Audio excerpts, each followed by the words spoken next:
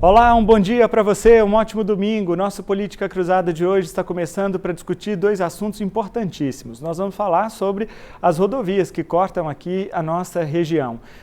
O diretor-presidente da EPR Minas, a EPR Triângulo, que é concessionária responsável por 9 rodovias aqui da nossa região, vem aqui ao Política Cruzada falar para a gente como é que está aquela situação lá das rodovias, se já fez o tapa-buraco, se já está tudo resolvido, principalmente a BR-365 entre Uberlândia e Patrocínio, que viveu situações assim de calamidade, principalmente ali em meados de abril, com aquela chuvarada toda.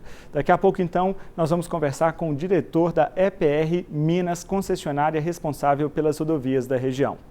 Mas agora a gente fala de outro assunto importantíssimo que foi destaque, sobretudo na última semana aqui em Uberlândia, que é a PPP da limpeza urbana, a parceria público-privada que a Prefeitura de Uberlândia queria fazer sobre o serviço de limpeza urbana aqui na cidade.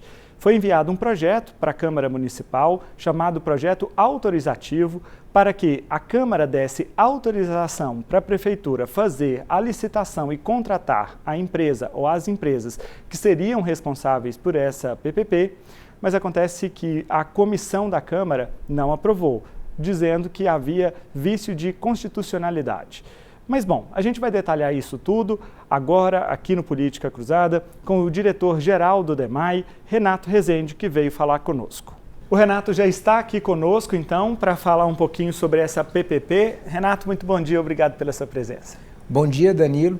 Agradeço a presença aqui. Hoje eu estou aqui não somente como diretor-geral do DEMAI, representando um comitê de parceria público-privada, que é um comitê instituído por decreto, que tem como representante vários secretários da Prefeitura e que nesse período, principalmente no que se diz respeito a esse processo que nós vamos conversar sobre hoje, nós tivemos mais de 60, 70 servidores técnicos da casa envolvidos, trabalhando em um estudo que fosse melhor para a população.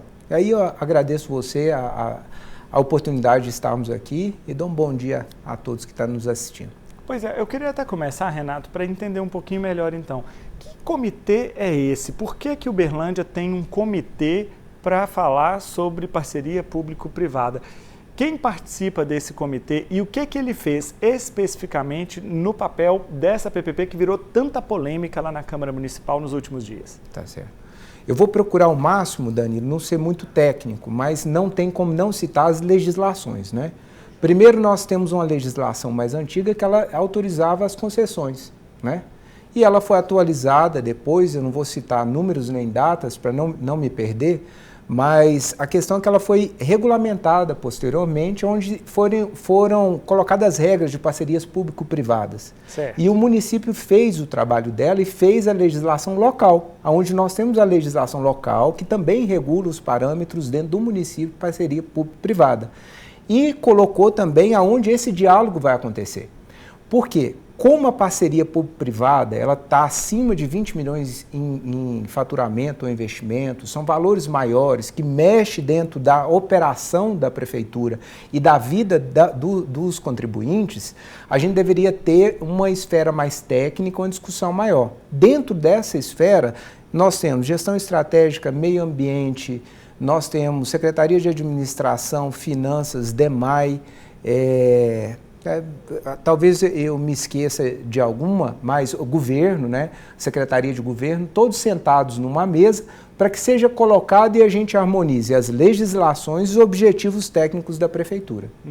Agora, especificamente nessa PPP, a alegação da Câmara, sobretudo da comissão que deu o parecer negativo, é de que a Prefeitura não tinha apresentado nenhum fundamento técnico, as qualidades que essa empresa que eventualmente fosse licitada precisa ter. E por que isso não foi apresentado? Então, o que foi alegado, nós temos dois cenários aí por trás. Um foi uma contestação dentro da Comissão de Justiça, né, que ela usou como a lei de referência a lei antiga, a que falava sobre concessão e não sobre PPP. E realmente na de concessão falava, isso vai ser depois disciplinado em nova legislação que foi legislada e foi legislado o município também. Então, ponto, não vou entrar muito nesses critérios. Os dois fundos, eles têm aspectos diferentes. O aspecto técnico, nós somos totalmente seguros e frustrados. Até porque nós achamos o seguinte, encontramos um caminho viável, onde nós temos uma queda de arrecadação do município e nós precisamos manter e ampliar o serviço. Tá bacana. O outro é o aspecto político. O aspecto político, o técnico não resolve. Por quê? A gente não consegue fazer uma pessoa que não quer escutar algo. Então, e foi nessa hora que a gente viu que a esfera política teria que ter prudência. Primeiro, pelo respeito do prefeito com o que aquilo tem dentro da Câmara de Vereadores, né? E também pela efetividade. Adianta, tecnicamente, a gente passar todos os fundamentos de novo para eles, que eles sabem que eles estão fazendo uma retórica em cima de uma lei que não é a vigente, não é a adequada, se eles não querem ouvir. Então, foi um momento de pausa. Porque a insegurança jurídica, Danilo, ele gera menor atração de empresas. Sem dúvida. A parceria público-privada, ele é um casamento onde o poder público ele se alia ao privado com um só objetivo, atender melhor a parte pública. Né? Isso quer dizer, o cidadão, o que muda lá na parte do cidadão? Então, todo o estudo nosso é ver primeiro o que a gente vai mudar aqui na vida do cidadão, para depois criar viabilidade econômica dentro do orçamento do município e depois trazer investimento de empresas que consigam ter rentabilidade dentro desse processo. Né? O que difere disso da licitação normal? É porque a parceria público-privada, o investimento é migrado para ela. Ela pode investir em nome do município. A licitação não. Ele investe para receber aquilo que nós estamos pagando para ele. Pela 8666, que era a lei antiga, eles iam diluir isso no máximo em 5 anos. Agora, na 1433, ele vai diluir isso no máximo em 10 anos. Porém, você não consegue colocar grande aporte de investimento. Porque quando você tem a licitação, você só recebe pelo serviço. Na parceria público-privada, você tem um aspecto do investimento que vai ser diluído em 20, 25 anos, então permite à empresa colocar o investimento e aguardar esses 25 anos para ter retorno. Então, a situação que nos deixou perplexos é que essa solução não é novidade. Qualquer prefeitura que quer enfrentar com inovação os maiores desafios de hoje, ela utiliza da PPP. Isso são mais de 500 que acontecem a cada mandato, isso acontece muito. E do outro lado nós temos um aspecto político. Isso quer dizer, vamos segurar para que isso não aconteça. Eu queria, Renato, assim, por mais que seja difícil, em razão dessa situação específica e também do momento, mas eu queria tentar dissociar um pouco o aspecto político dessa nossa discussão, porque, de fato, há interesse político, mas em política é assim, né? No serviço público sempre vai ter política. Mas, tirando um pouco essa parte, eu queria estressar um pouco mais a justificativa dada pela comissão e pela Câmara. Então, assim, até para fazer política, você tem que ter uma justificativa. Então, eu queria entender essa justificativa. Eles dizem que não foram apresentados os estudos técnicos. Por que não foram? Bom, primeiro, não é uma licitação. O estudo técnico ele é uma construção coletiva. Ele vai passar do seguinte, primeiro, e como qualquer licitação, tá? A licitação nossa ela ocorre primeiro no trabalho externo, no processo normal ela vai para um edital que chama as empresas para participar da licitação e é esse o processo. Na parceria público-privada não. Por mais que você tenha um estudo, você tem que apresentar para a população e falar, eu estudei isso aqui, o que você acha? Que isso é uma consulta pública. Depois dessa consulta pública que fica publicada durante um tempo, ela tem uma audiência pública. Então o estudo não tem maturidade para entrar dentro da Câmara. Por quê? Porque ele não passou pela população, que é o principal. O aspecto que está sendo colocado lá é simplesmente a delegação. Eu posso apresentar uma proposta de delegação ou não. No caso específico do DEMAI, esse serviço já é delegado. Porque tem as empresas que prestam serviço. Não, né? Ele foi delegado em legislação que permitiu a delegação. Então, o serviço de lixo foi e falou o seguinte, prefeitura, você pode delegar. Dentro dos estudos dela, havia o seguinte, qual a melhor forma de delegar? Ou concessão ou passo para outra empresa? Ela passou para o DEMAI. Então, quando eu peço a delegação, não é simples... da prefeitura para o DEMAI. Sim, essa delegação também foi a mesma lei. Nós usamos o mesmo fundamento para a delegação daquele serviço da prefeitura para o DEMAI. E o DEMAI contrata uma empresa para fazer o serviço. E no caso, o gerenciamento fica mais lógico, porque nós temos uma figura muito importante, que é o marco regulatório, que é o marco legal do saneamento básico. São 4 pilares: água, esgoto, a drenagem pluvial e a questão de resíduos sólidos. Então, fez toda a razão, trouxemos para lá. Bom, esse é o principal ponto que a gente vê. O que nós questionamos à Câmara, não apresentamos uma empresa, nós não apresentamos uma proposta, né? Lá não é Tribunal de Contas. O que nós apresentamos para eles é: podemos trabalhar com a sociedade a delegação do serviço? E essa delegação de serviço ela vai ser colocada em todos os processos: consulta pública, audiência, edital, 80 dias com edital publicado. Durante esses 80 dias, nós podemos receber interferências de todos os órgãos. Nesse meio, a comissão fica responsável em ir ao Ministério Público, Tribunal de Contas, todas e apresentar. Estamos pensando em fazer isso.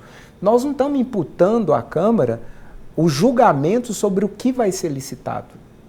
Nós só solicitamos a eles a possibilidade da delegação do serviço, que não é a base que eles utilizaram. Uhum.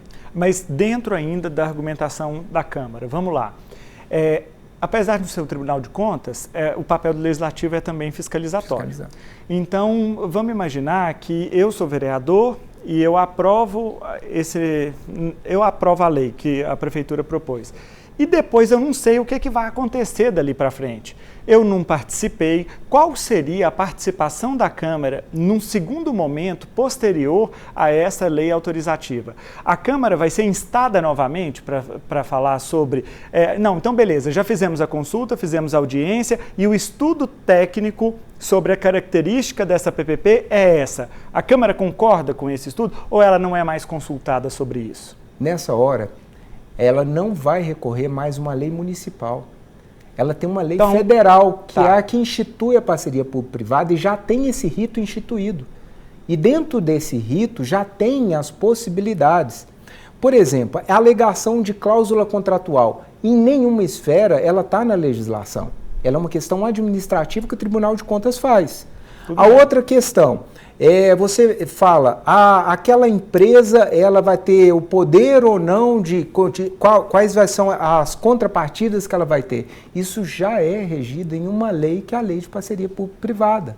E nós temos que seguir ali. Isso já é disciplinado. Nós não precisamos retornar à Casa de Lei e disciplinar isso. E isso é público. A audiência pública é tanto para o cidadão quanto para a Câmara de Vereador. Uhum. Então ela está inclusa no processo. Uhum. Ela pode intervir no processo, ela deve intervir no processo, deve contribuir no processo e deve estimular o debate.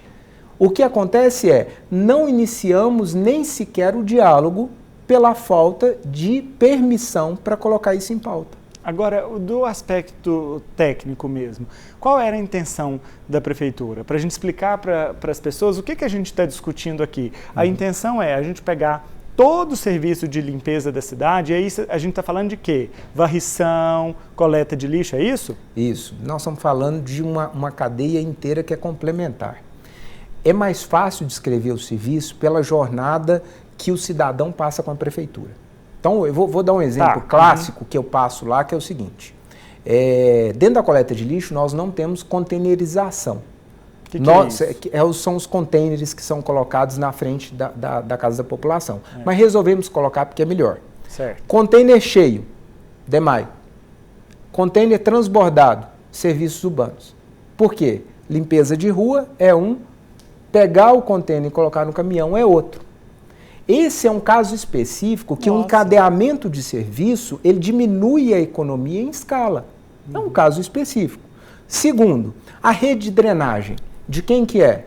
Do DEMAI, certo? Uhum. Limpeza da rede de drenagem, que é um equipamento urbano. Serviços urbanos. Então, hoje eu tenho uma hora que o meu técnico vai lá, ele vê um problema na rede de drenagem, ele aciona a equipe de serviços urbanos que vai com outra equipe lá. O encadeamento diminui o número de pessoas e torna mais lógico o processo. Com isso, com a economia de custo, eu amplio o número de serviços. Esse, por exemplo, da limpeza das redes de drenagem, ele é fundamental, porque nós estamos passando um momento climático onde as redes nossas foi feita em outro momento. Então ela nunca vai suportar, não é porque a cidade está bem ou mal, não. O clima mudou e tudo foi dimensionado de outra forma. Então, no mínimo, a rede tem que estar limpa para isso acontecer.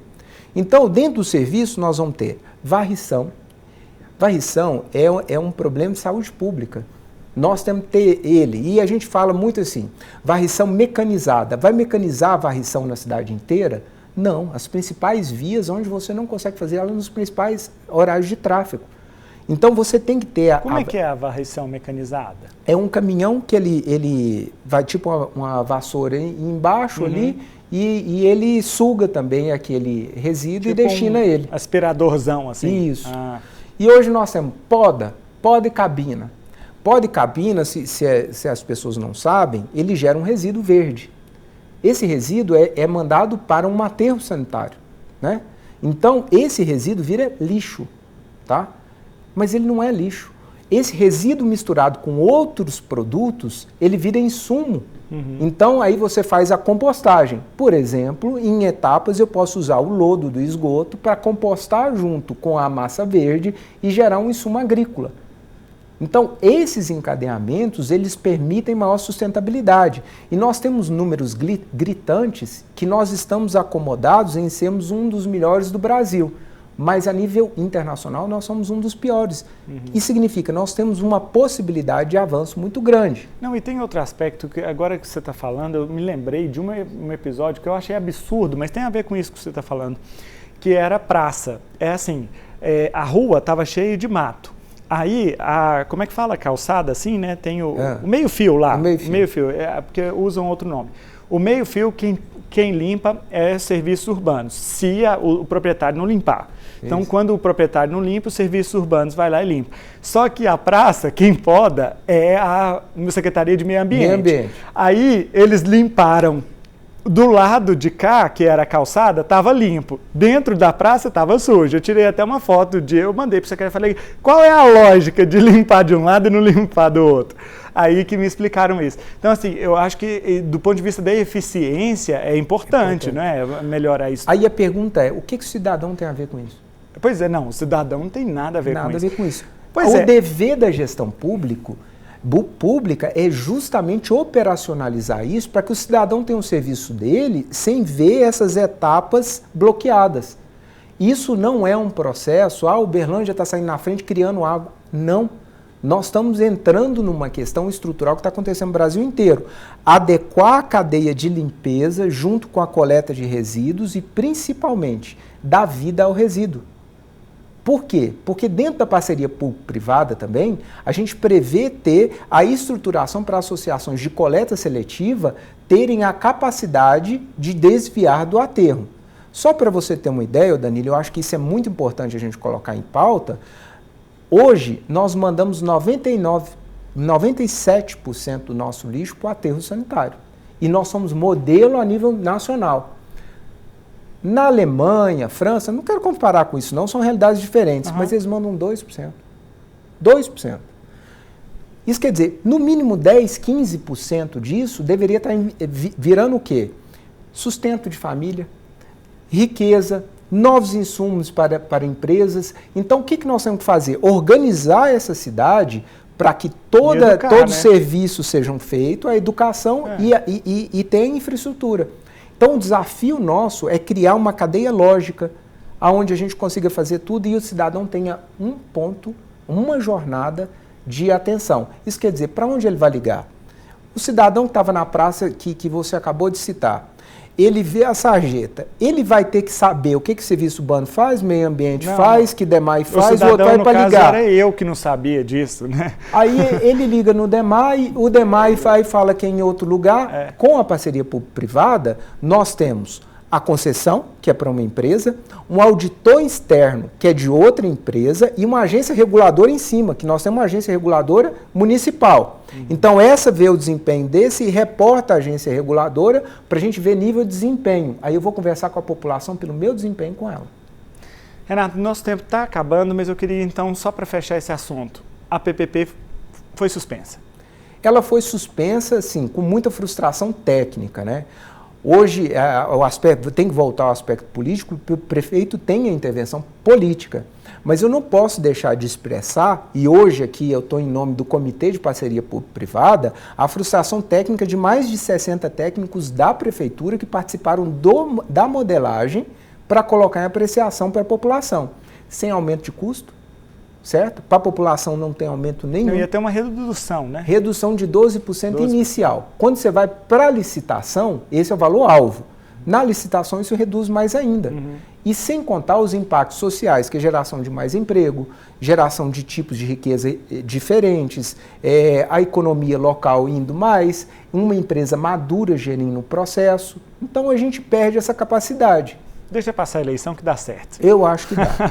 Obrigado, Renato. Volte aqui outras vezes, tá bom? Obrigado a você. Obrigado pela sua presença. Bom, gente, a gente faz um pequeno intervalo comercial. Daqui a pouquinho, Política Cruzada está de volta.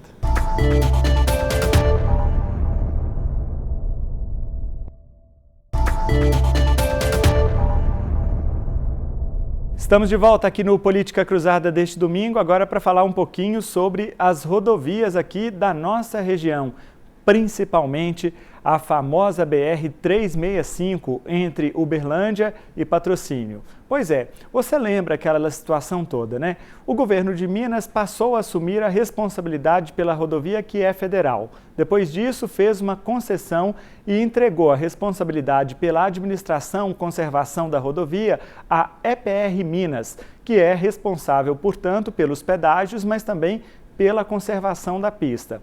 Houveram muitos questionamentos, aconteceram muitos questionamentos, inclusive judiciais recentemente, sobre a qualidade da rodovia, sobretudo depois das chuvas que causaram buracos imensos naquela região. E agora o diretor-presidente da EPR Minas, Diogo Santiago, veio aqui ao Política Cruzada conversar conosco, falar um pouquinho mais sobre como que está o trabalho até agora. Diogo, muito bom dia, obrigado pela sua presença aqui no Política Cruzada. Bom dia, Danilo, obrigado. Eu que agradeço a oportunidade de estar aqui com você e vamos conversar sobre essa rodovia. Vamos lá. Pois é. Diogo, o contrato com o governo de Minas Gerais, a concessão é do governo de Minas, né? É bom que a gente diga isso. O contrato com o governo de Minas começou há 1 ano e 4 meses aproximadamente. Nos últimos tempos, aconteceram muitos questionamentos, inclusive de políticos, deputados e uma própria pressão do governo. Eu vi declarações do vice-governador, professor Matheus Simões, até muito contundentes no sentido de cobrar a EPR sobre a conservação da rodovia e etc. O que foi feito até aqui? O que já foi feito até aqui? A rodovia está em condições de trafegabilidade? Está sim, Danilo. Como você bem falou, a EPR tem um pouco mais de 1 ano que está operando a rodovia e quando a gente assumiu esse trecho, não só esse trecho, os 627 quilômetros da malha rodoviária que foi cedida para a EPR, a gente recebeu numa condição bem degradada do pavimento. Tanto é que o contrato previa, nessa primeira etapa, trabalhos iniciais justamente prevendo o restabelecimento das condições de trafegabilidade e segurança da rodovia. Então, nesse primeiro ano foi trabalhado muito nisso, em restabelecer essas condições de sinalização, de segurança e também na parte de prestação de serviços ao usuário.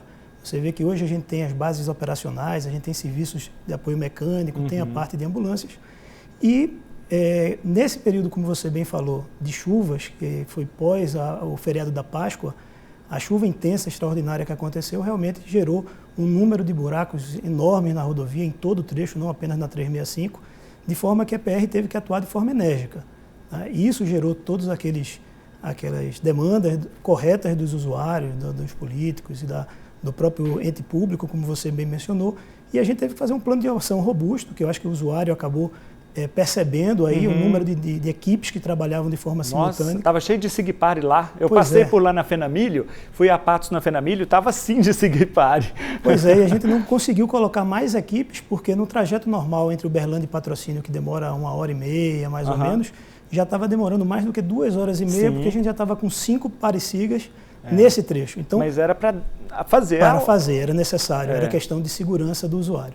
Então, realmente, o trabalho foi feito, foi intensificado essas frentes O usuário percebeu essa atuação nossa até pelo tempo da viagem e a gente conseguiu sim restabelecer a condição de trafegabilidade da rodovia, como hoje o usuário pode perceber quando trafega em qualquer um dos nossos 4 corredores, não apenas no da 365. Tá, mas assim, eu sou usuário da rodovia, eu passo por lá, eu não conheço nada de rodovia e tá legal para mim agora. Eu tô pagando o pedágio feliz, porque eu passo lá e tá legal. Mas se começar a chover de novo, vai ter buraco de novo? A rodovia ainda está passando pelo processo de trabalhos de reparos superficiais. A gente está trabalhando forte para que a gente consiga garantir a trafegabilidade em todo o período do ano, inclusive no período chuvoso. Mas se a gente voltar a ter um evento extraordinário como teve, é possível que aconteça, não talvez um cenário daquele, porque a gente já está trabalhando para que não volte a ocorrer, mas até que eu faça 100% a recuperação estrutural da rodovia, é factível que apareça o maior número de buracos. Eu acho que daquela forma nunca mais a gente vai ver a rodovia, porque realmente os trabalhos que estão sendo feitos, a gente já recuperou mais de 400 quilômetros de trabalhos superficiais, então se você olha a rodovia hoje, o usuário, como você bem falou, tem aquela impressão que a rodovia está toda novinha, mas na verdade a gente fez o trabalho superficial. Tapa-buraco. Tapa-buraco, sinalização, horizontal e vertical, placa e a parte de pintura. Tem taxas, quem rodar à noite agora vai ver que a rodovia está bem iluminada com a questão das taxas. Isso faz uma diferença imensa. É verdade. Porém, ainda muitos trechos da rodovia precisam ser corrigidos a parte estrutural, a parte embaixo da rodovia. O usuário comum não vai perceber porque a gente vai estar abrindo, entre aspas, buracos na rodovia num trecho que estava bom. E, na verdade, é porque lá embaixo o problema é estrutural, eu preciso trazer das camadas mais baixas do pavimento até a superfície novamente para garantir que a qualquer época do ano, de qualquer chuva eventual que tenha, a gente não vá ter ocorrência de buracos. Pois é, eu ia te perguntar também, para a gente detalhar um pouco melhor sobre isso. O que você quer dizer com recuperação estrutural? O que significa isso para o nosso público entender? Imagina que você tem um caminhão passando em cima da rodovia. O que a gente vê é só aquela capa de asfalto pretinha, Sim. Só que eu preciso descarregar aquela carga do pavimento, a carga do caminhão no terreno. Então, para eu conseguir fazer isso, para o terreno ele não ceder, não criar ondulações, não trincar, não aparecer buracos, eu tenho que criar camadas mais resistentes logo abaixo daquela camada que você vê. Então, às vezes, aquelas camadas embaixo, elas foram dimensionadas para uma outra época, um outro volume de tráfego, um outro carregamento de rodovia. E agora, para eu conseguir garantir que a rodovia flua sem ter essas intercorrências, eu preciso realmente ir lá embaixo. Às vezes é problema de água no subleito, então eu tenho que fazer drenagem profunda. É bem comum, você que é usuário, Danilo, pegar um trecho que você tem um corte às vezes em rocha e você está subindo com a rodovia, você vê o pavimento todo degradado e às vezes é muito remendado e você não entende, porque ninguém nunca corrige isso. Na verdade, aquele problema muito provavelmente é água, porque você tem aquele corpo rochoso, a água entra por baixo da rodovia e quando você carrega uma rodovia que está saturada, ela trinca totalmente o pavimento. Então aparecem as panelas, os buracos. Então o que é que eu tenho que fazer nesses trechos? Realmente eu tenho que abrir toda a rodovia, fazer o dreno lá embaixo, garantir que essa água saia daquela região para depois eu restabelecer a rodovia. Olha Isso só. É um processo caro, demorado e evidentemente numa rodovia que sofreu por muito tempo manutenções com recursos limitados, a gente não pode reclamar da manutenção anterior do DENIT, mas a gente sabe que a condição do Brasil, a gente não tem manutenção perfeita, não permitiu que isso fosse feito à medida que o tráfego foi aumentando. Quando você faz isso para e passo, você consegue fazer essas intervenções de forma que hoje a gente poderia só estar trabalhando realmente no reforço estrutural em cima e não precisar realmente abrir essas janelas e ir lá embaixo. E aí, quando você fala dessa recuperação, você está falando só desse trecho da 365, nós estamos falando de 176 quilômetros, não é? 130 que está no nosso contrato. 130, mas o contrato todo com o governo de Minas é 627 quilômetros. E o restante também tem que fazer recuperação estrutural? Sim, o restante também. Agora, de novo, o usuário percebe menos porque os dois corredores mais carregados, onde tem um maior volume de tráfego, é justamente o da 365, que liga Uberlândia até Patrocínio, 130 quilômetros, e o corredor da 452, que liga Uberlândia até Araxá. Esses são os dois maiores corredores nossos. Nossa, onde tem ali maior também era terrível, né? Agora, as outras rodovias que estão nos nossos corredores, a que liga Patrocínio até Perdizes, que é a 462, ela estava numa condição terrível de pavimento, e também a MG 190, que liga Nova Ponte até ali Planura. Ela também corta lá por cima. Corta lá por cima e vem descendo, passa em Uberaba. Quando ela chega ali perto de Uberaba, a nomenclatura dela é 798. Isso. E depois ela desce com nomenclatura de 462. Então, essas rodovias estavam em condições péssimas de trafegabilidade. E ali o tráfego é pequeno, né? É pequeno, com a melhoria da qualidade do pavimento, a gente espera que ele melhore. Porque, por exemplo, de novo, a pessoa que desce pela 050 e que vai para o Barretos ali no interior de São Paulo, por exemplo, antigamente ela tem que descer até Ribeirão Preto e depois entrar na rodovia. Agora, se essa rodovia nossa tiver em boas condições de trafegabilidade, a pessoa pode pegar direto por ali sem ter problemas com o tráfego. Então, assim, aquilo que você falou, existe uma previsão, a EPR acredita muito no desenvolvimento aqui dessa região, do Triângulo Mineiro e de Minas em geral. Você vê que o portfólio da gente, Minas, é bem forte. É verdade. E a gente acredita nisso para realmente continuar crescendo e fazer parte da comunidade e trabalhar mais aqui no Triângulo Mineiro. Pois é, Diogo, falando um pouquinho na 452, que já era meu próximo assunto mesmo, a rodovia entre Uberlândia e Araxá, a concessão vai até Araxá? Até Araxá. Até Araxá, né? Mas aqui nesses 12, 15 quilômetros saindo aqui de Uberlândia era a posição mais crítica. E aí, logo que vocês assumiram, fizeram ali um recapeamento, mas aí veio essa chuvarada, abriu o buraco de novo, aí agora tá bom de novo. Mas lá também vai precisar fazer uma intervenção maior ou é isso que eu estou vendo lá? Porque eu passo por ali muito e agora eu vejo que está arrumadinho. Eu até falei, gente, mas não é possível que já estragou todo. Eu fiquei numa dó, de um coração apertado, porque assim, foi tão difícil até que o recapeamento fosse feito. O pessoal fazia protesto lá, dia sim, dia não. Aí fez o negócio, veio a chuva, deu buraco de novo. Eu falei, não é possível que gastaram esse dinheiro todo e jogaram fora. É aquilo como eu lhe falei, até a gente realmente trabalhar na parte estrutural da rodovia, a gente eventualmente fica nesse stick e push. Vai conviver com aparecer alguns buracos. Tanto é que o nosso contrato é bem rígido em relação a buraco. Depois que a gente passa essa parte de recuperação, a gente tem intervenções que vão garantir que buracos eventualmente que apareçam na rodovia possam ser fechados em questões de horas, né? Então é bem interessante, é um contrato bem moderno.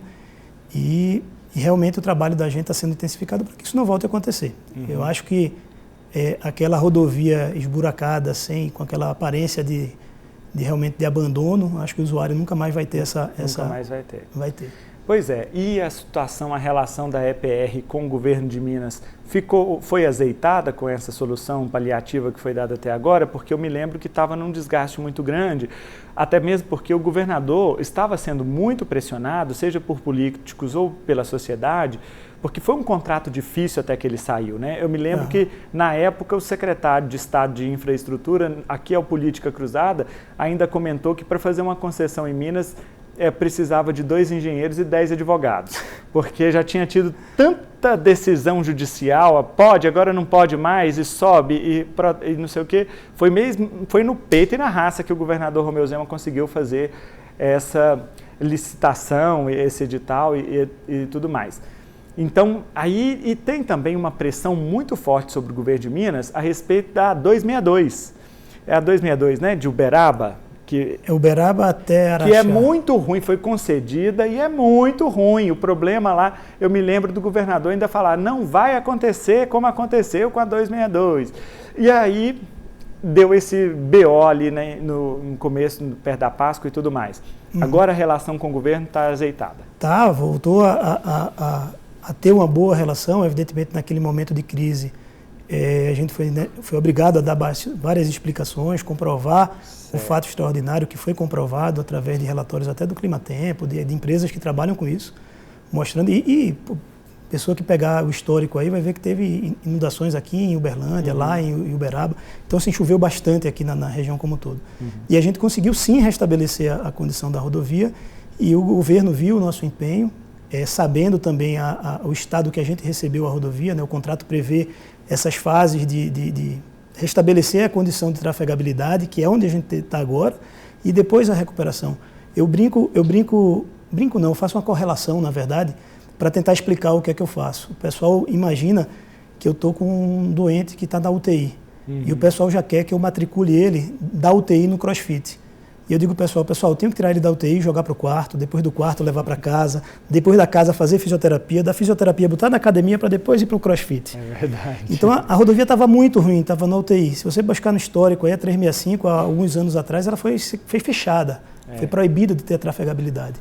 Então não tem como em um ano eu tirar uma rodovia daquele jeito para colocar uma rodovia de padrão primeiro mundo, digamos assim. Então assim, existe toda uma transição para isso. E essa transição requer investimento. Então, a maneira da gente conseguir a trafegabilidade, a segurança do usuário, o nosso contrato estabelece isso. Eu tinha que fazer isso já no primeiro ano e foi feito. Hoje, como você falou, você trafega hoje em qualquer um desses 4 corredores e você não encontra um buraco. A sinalização está perfeita e te digo, tem muito a ser feito ainda. Se você olhar a densidade de placa da rodovia, ainda é baixa. A gente vai melhorar a sinalização vertical, vai melhorar toda a parte de EPS, que a gente chama que é os equipamentos de proteção da rodovia como um todo, que são aquelas defensas, barreiras, que geram uma segurança maior para o usuário caso ele tenha algum problema. Então, tudo isso ainda está em fase de implantação. De novo, a gente está com um ano só de concessão. Isso está escalonado para a gente fazer, a gente tem priorizações que o usuário às vezes nem percebe, mas esse ano, o resto do ano vai ser percebido isso. A gente vai estar fazendo cada vez mais intervenções profundas na rodovia e melhorias em toda a parte de sinalização e segurança, iluminação de trevos, adequação dos sistemas de drenagem para restabelecer o padrão que é necessário, porque essa é outra coisa que você fala. Eu estou falando muito aqui de chuva. Como é que eu faço para a chuva não estragar meu pavimento? Eu tenho que melhorar a parte de drenagem, então seja canaletas, seja de grade, seja canaleta de descida d'água, seja bueiros. Então tudo isso a gente está melhorando o que a gente recebeu. Muita coisa a gente recebeu em condições precárias e a gente está restabelecendo. Então, acaba o usuário não vendo isso, mas isso é de total importância para a segurança do usuário, para a segurança da via e para a gente possa fazer investimentos mais estruturantes como previsto no nosso contrato. Terceiras faixas, duplicação, tem a parte de dispositivos em nível e em desnível, né, viadutos. Então, assim, tem muita coisa para ser feita, está só no início, tá, Danilo? E eu acho que o usuário vai ter muita coisa boa ainda para viver nesses próximos anos. E isso é tão perceptível, Diogo, porque a gente quando passa por uma rodovia que está bem sinalizada, por exemplo, às vezes é uma coisa simples, né? Eu chamo aquilo de tartaruga, mas tem outro nome, né, que vocês não... É a taxa, a taxinha. Taxinha, aquelas a taxa que fica... de sinalização. Aquilo é muito bom, cara, te dá uma segurança para poder andar à noite na rodovia, não é? Então, assim, a sinalização, tanto a horizontal como a vertical, você falou das placas, é assim, de fundamental importância, ainda que tenha aquele motorista que não respeita, né, a sinalização e tudo mais, mas o que respeita se sente muito seguro e confortável de trafegar num ambiente como esse. Então, assim, com certeza, em se tratando de melhoria nesse aspecto, o usuário vai perceber. Isso deve acontecer agora. Ao longo desse ano. Até o final do ano, até fevereiro, se eu for ser bem contratualista, mas a ideia nossa é fazer até antes do período de chuva, a gente vai estar reforçando toda essa sinalização, o usuário vai ter essa percepção de forma muito fácil, porque a densidade hoje, como eu falei, de placas é pouca. Então, quando a gente começar realmente a implantar, já foram implantadas mais de 4 mil placas na rodovia. Olha só. Mas, de novo, em 627 quilômetros desaparece. Mas quando a gente começar a aumentar isso para uma densidade mais próxima das rodovias mais modernas, o usuário vai perceber e vai se sentir muito mais seguro porque ele vai ter informação do que está à frente da rodovia. Então, isso é importantíssimo. É muito bom e está previsto em contrato. Então, assim, de novo, o contrato é um contrato, na minha percepção, muito bem feito. É um contrato que consegue restabelecer essa condição de segurança o mais breve possível para o usuário, mesmo que o usuário comum não perceba. Talvez aquela pessoa que seja mais técnica, que mexa mais com rodovia e a percepção mais apurada, ele vai ver isso. Mas o usuário comum, ele nem tem a obrigação de saber disso, a obrigação é minha de dar essa garantia, essa segurança dele. É verdade. Ô Diogo, e você falando ainda do contrato, você diz que é um contrato moderno e tudo mais, e ele prevê também alguns investimentos maiores, né, ao longo do tempo. Salvo engano, em 3 anos vocês vão precisar, agora falando aqui especificamente da 365, fazer 36 quilômetros de duplicação ali e mais 80, não é? De terceira faixa? 55. 55, porque 30 já tem uma coisa... Ah, não, 80 era tudo, né? Isso. Eu não lembro mais, era muita coisa. Então, mais 55 de terceira faixa, o que é muito bom, garante também fluidez, segurança para o usuário.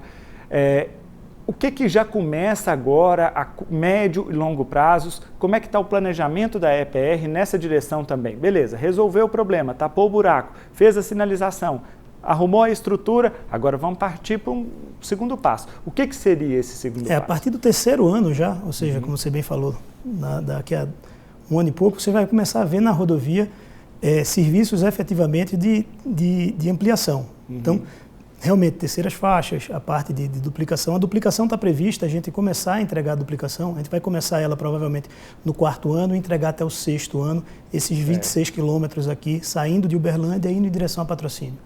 E depois tem, até o 8º ano, a gente vai fazer mais 10 quilômetros saindo de Patrocínio em direção a Uberlândia. Certo. Então são as duas pontas da rodovia que serão duplicadas.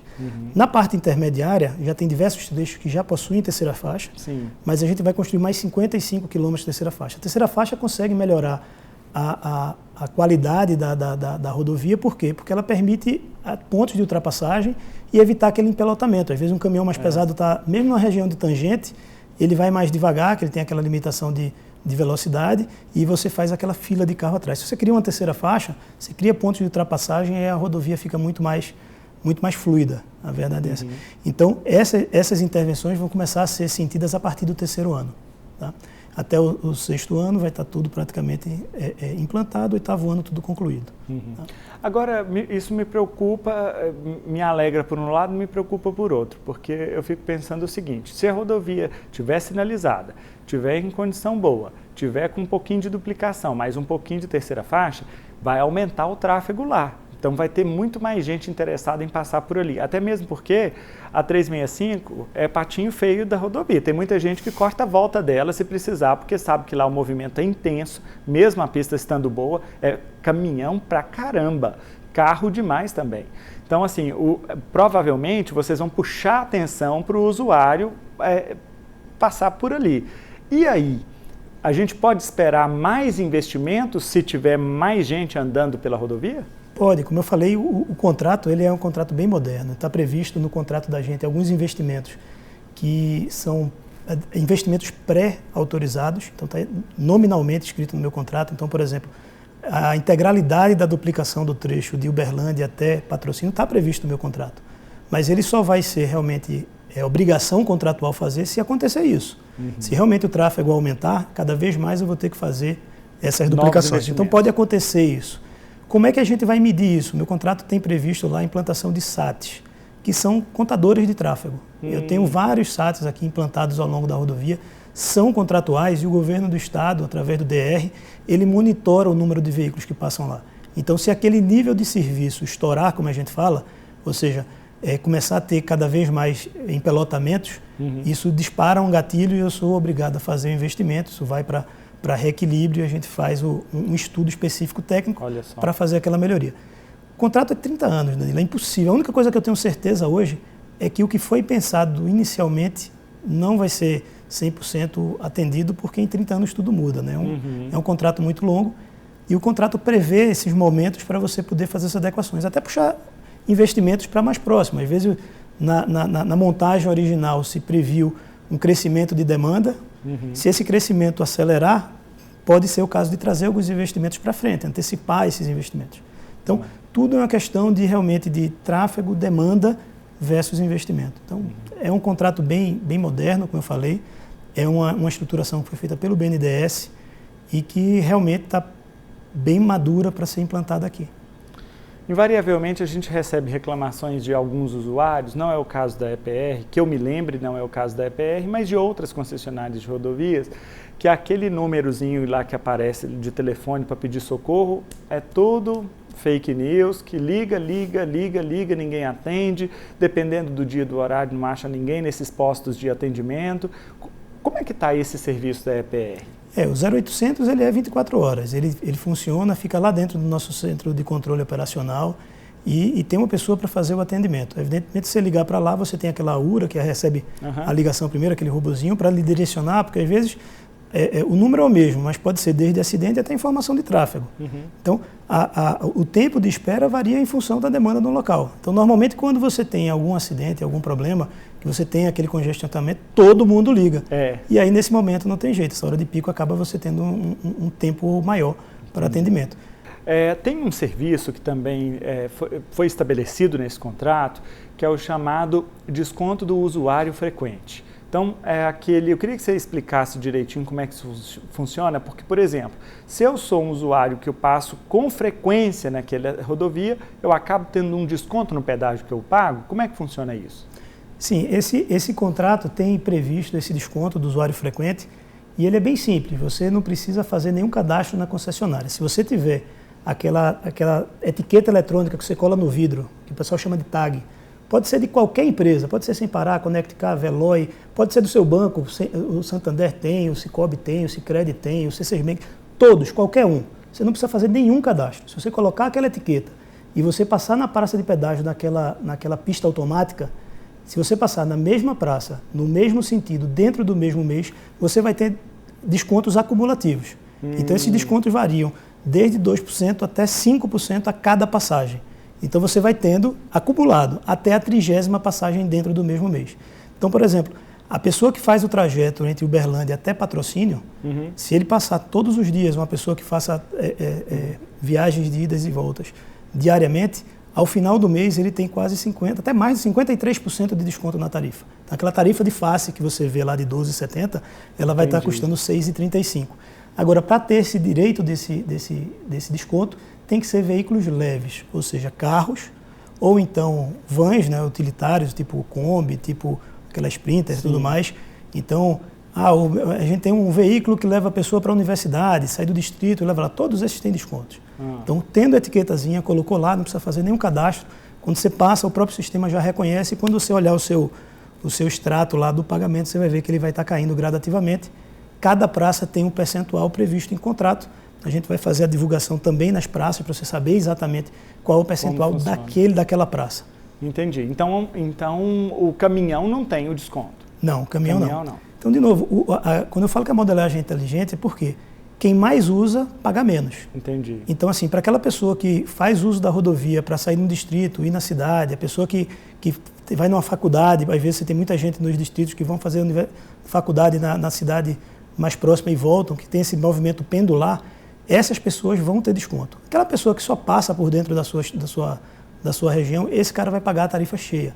Então, caminhão, que normalmente faz serviços comerciais, ele consegue repassar esse custo para isso, porque ele também tem uma economia na parte de manutenção do veículo. Imagina que um caminhão carregado para fazer manutenção de feixe de mola, manutenção de pneu, manutenção de tudo isso, uma rodovia bem mantida, ele tem um desconto, quer dizer, ele tem uma economia nessa manutenção que é proporcional. Diogo, já está se aproximando o período das festas em Romaria e a gente tem um povo aqui da região, Patrocínio, Patos de Minas, Uberlândia, muita gente, Uberaba também, muita gente que sai peregrinando, né? Sai de Uberlândia e passa por aquele trecho. Nossa, é pesado, gente, o pessoal é bem animado andar daqui até lá, né? Mas é a fé também. E aí eles vão daqui até lá a pé. Eu conheço gente que sai de Patos de Minas, e é mais longe ainda, né? Mais distante ainda, e chega até Romaria. Como é que vocês estão se organizando, se estão se preparando para garantir a segurança também desse pedestre, desse romeiro? Está sendo previsto uma operação especial para a Romaria. Já é o segundo ano que a gente faz essa operação especial. Está sendo montada junto com o DR estadual, junto com a Polícia Rodoviária Federal na 365 e junto com a Polícia Rodoviária Militar, porque tem muitas rodovias que são estaduais. Então, esse grupo está trabalhando para poder gerar uma operação especial. Então, vocês vão ver que a gente vai isolar um acostamento da rodovia, todo ele sinalizado com cones e lamelas. Já tem as tradicionais barracas que a própria comunidade monta, as prefeituras. A EPR vai estar colocando ambulâncias à disposição, a mais na estrutura. Tem todo um trabalho que a gente faz de distribuição de coletes refletivos para os romeiros que forem à noite, para aumentar a segurança. Tem a parte de distribuição de água, distribuição de protetor solar, tem a distribuição de bonés. Então, toda a parte de apoio ao romeiro vai dar. Inclusive, na parte do 0800, se você tiver, durante a romaria, precisando de algum apoio, mesmo não sendo usuário da rodovia como veículo, você pode ligar no 0800, que a gente vai estar apoiando você nessa sua trajetória. Então é bem interessante. Legal. O maior esforço nosso vai ser justamente na 365, onde vai estar isso, e a ideia nossa é verificar a demanda junto à Basílica de romeiros que venham, por exemplo, de Uberaba. A orientação nossa é que tente concentrar os trajetos na sexta, sábado e domingo, onde a gente vai conseguir gerar uma condição maior e mais efetiva, porque é onde tem o maior número de romeiros, e a gente pode prestar esse apoio para ele de forma mais estruturada. Evidentemente, a rodovia está aberta do dia 1º ao dia 15 de agosto, que é quando existe o período da romaria, fica disponível, a concessionária vai lá estar trabalhando nesse período. Então vamos repetir o número de telefone para todo mundo? Bora, o número do telefone é o 0800 452 0365. Esse é o 0800 da concessionária para você ligar caso você tenha algum problema durante o seu trajeto na rodovia, ou então se você estiver participando da romaria e quiser algum apoio médico, passou mal, teve algum problema, você pode ligar isso aí, a gente vai estar utilizando para poder prestar apoio ao nosso romeiro. Diogo Santiago é o diretor-presidente da EPR Minas, concessionária das rodovias aqui da nossa região, BR-365, 452 e uma série delas, mais de 600 quilômetros de rodovia, responsabilidade do governo de Minas, que foi concedida à EPR Minas. Diogo, muito obrigado pela sua presença, foi um prazer tê-la aqui conosco e eu acho que isso é importante. A concessionária, ela é também uma prestadora de serviços para a sociedade, ela também é uma empregada da sociedade e precisa ter essa transparência, essa clareza para conversar com a sociedade. Então, muito obrigado pela sua disposição e as portas do Política Cruzada estão sempre abertas, viu? Obrigado, Danilo, obrigado a todos. Contem com a concessionária, nosso objetivo realmente é fazer parte e integrar a comunidade.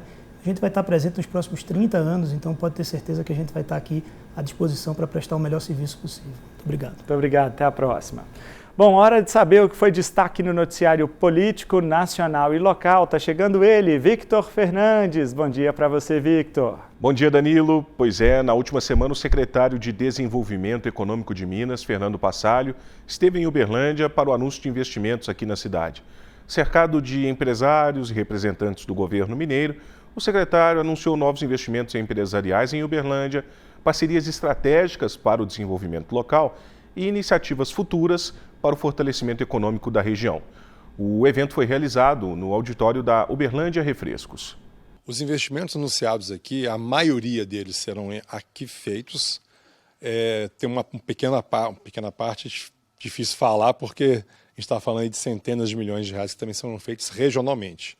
Mas desses mais de 2 bilhões anunciados aqui, há uma geração de empregos direta aqui na cidade. A gente pode falar em empregos diretos e indiretos, cerca de 8 mil empregos. Então, na meta que a gente tem de geração de emprego e renda, é um valor extremamente que enche os olhos, né? A gente está falando de uma economia que cresce, Minas Gerais cresce a economia, dados do PIB que foram divulgados recentemente, e o Triângulo Mineiro se colocando aí como um dos grandes geradores dessa prosperidade que a gente tanto quer para Minas Gerais. A valorização do entorno da empresa, a geração de emprego, a formação de novos talentos, a formação de desenvolvimento humano contínuo,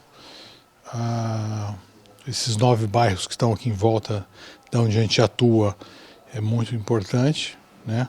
O desafio da mão de obra especializada, de formar mão de obra. Hoje, Uberlândia tem uma necessidade gigante de mão de obra especializada. Enfim, os setores positivos, a arrecadação, supermercados, a arrecadação da cidade em todos os sentidos. A Assembleia Legislativa de Minas pode votar amanhã o regime de recuperação fiscal do Estado. A iniciativa, entretanto, desagrada o presidente da Casa, Tadeu Martins Leite. Tadeuzinho disse que a alternativa ideal é o projeto articulado pelo presidente do Congresso Nacional, Rodrigo Pacheco. O texto foi protocolado no Senado na última terça-feira, mas não conseguirá ser votado até o dia 20 de julho, que é o prazo para o pagamento da dívida se encerrar. Pelo que eu vi rapidamente a proposta, eu entendo que ela é muito melhor do que o regime de recuperação fiscal que vem tramitando aqui na Casa, especialmente levando em conta num cenário de abatimento de mais de 20% através de ativos do Estado, né? E aí você tendo um perdão de 2% dos juros, além do IPCA, Mas, além disso, investimentos nesse fundo, né, do fundo compartilhado com todos os estados, inclusive os estados adimplentes, e também o outro 1% que sobra serem reinvestidos no estado de Minas Gerais. Para fechar, a Câmara dos Deputados aprovou na última semana a regulamentação da reforma tributária. O projeto unifica impostos sobre o consumo. Entre os destaques desta vez, os deputados aprovaram uma emenda que incluiu carnes, peixes, queijos e sal na lista de alimentos com alíquota zero de IBS e CBS. Por hoje é isso, Danilo. Um bom domingo para você. Eu lembro a você que a íntegra deste programa já está disponível no Paranaíba Play, o app do Grupo Paranaíba, que você pode baixar de graça na loja do seu celular e também em nosso canal no YouTube. Outras informações de Uberlândia e da nossa região você encontra no Paranaíba Mais, é o portal de notícias da sua região. paranaibamais.com.br. Acesse agora e fique sabendo de tudo que está acontecendo por aqui, tá bom? A gente se encontra no domingo que vem. Uma boa semana, um ótimo domingo para você e até lá!